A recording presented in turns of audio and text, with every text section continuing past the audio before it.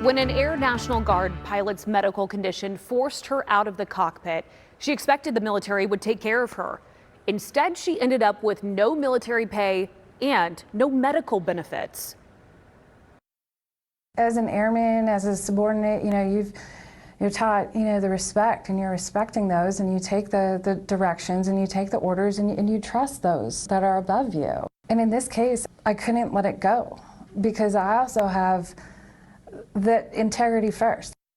Now she's sharing her 2-year battle for benefits with ABC15 senior investigator Melissa Blasius.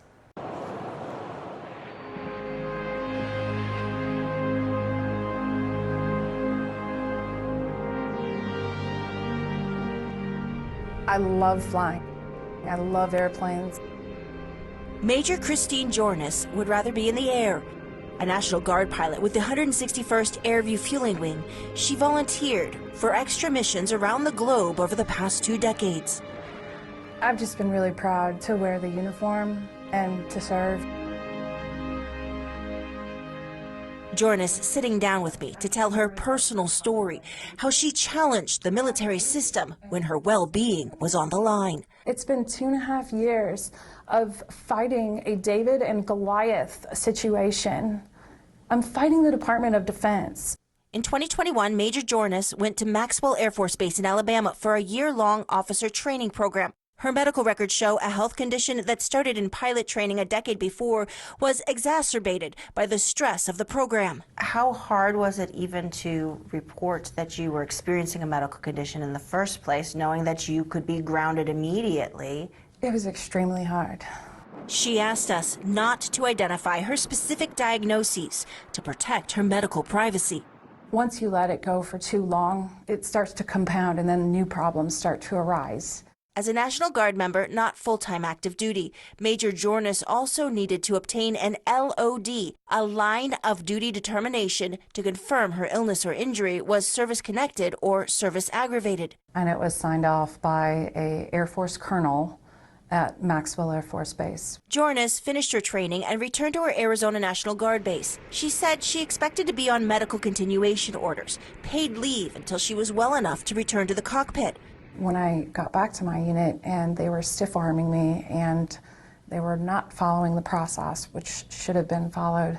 Here at the 161st Air Refueling Wing in Phoenix, Major Kjornes was told that this paperwork from Alabama was on an outdated form, and because of that clerical error, it would have to be rejected and that they would have to start a new form here in Phoenix. This looks starkly different. They omitted one of my diagnoses.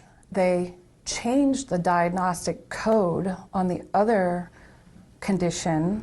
It took 9 months to redo the form, again finding in the line of duty. Then the wing commander sent the form to the National Guard Bureau headquarters for yet another level of scrutiny. There, a nurse practitioner reviewed medical literature and medical records, writing her condition was pre-existing and that while her illness was exacerbated, there was no evidence that it was more than natural progression. So the National Guard Bureau reversed the local decision, saying the illness was not in the line of duty, meaning Kjornes was not entitled to medical benefits or pay.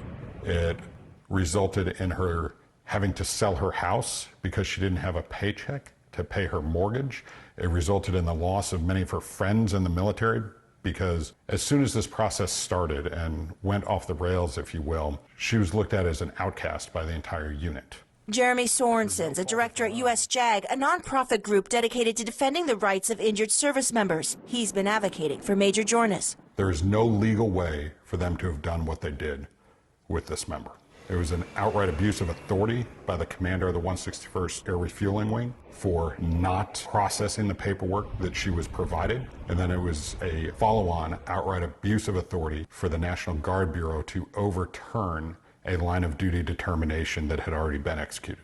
The National Guard Bureau tells ABC15 that it is the final decision maker in LOD cases, and overall their processes and systems are consistent with the law, Department of Defense policy, and Air Force regulatory guidance. How hard is it for an individual service member to navigate this bureaucracy? Nearly impossible. Sorensen helped Major Kjornes appeal to the U.S. Air Force Board for Correction of Military Records. Since 2019, the board has considered 33 Air National Guard line of duty cases, overruling the National Guard Bureau only 27% of the time. That's 9 cases ruled in favor of airmen, including Major Kjornes' case. The board saying she was the victim of an error or injustice, and she had an unresolved in the line of duty condition, and adding that second set of paperwork from her unit took approximately 9 months to accomplish, had erroneous information, and that extreme delays in this case weren't her fault. As a result, Major Kjornes was entitled to back pay as well as leave time and medical benefits. I won. I was able to get this overturned. With her records corrected, Major Kjornes plans to medically retire soon. While this is not how she thought her 25-year military career would end, she's finding a new mission. I will do anything I can to be able to help those and correct the system so that we can focus on getting our service members what they deserve.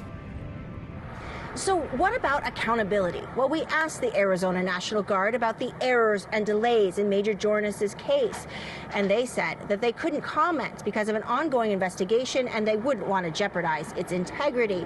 But we will continue to push for answers about these line of duty determinations on behalf of all of Arizona's 7,600 National Guard members. I'm investigator Melissa Blasius, ABC 15 Arizona.